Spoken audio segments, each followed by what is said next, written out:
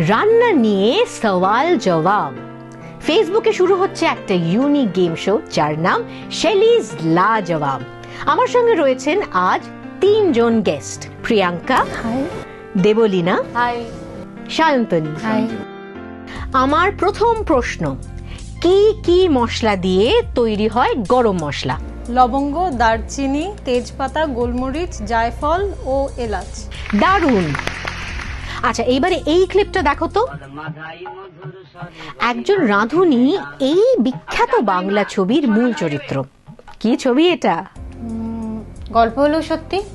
বাহ, very good. আমার তৃতীয় প্রশ্ন, ফ্রেঞ্চ ফ্রাই কোন দেশের খাবার? ফ্রেঞ্চ ফ্রাই ফ্রান্স, না, America. Wonderful.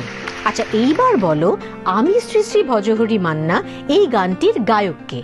Manna Dey. Right answer. আচ্ছা, এবার বলো তো, বোম্বে ডাক আসলে জিনিসটা কি? মাছ। Very nice.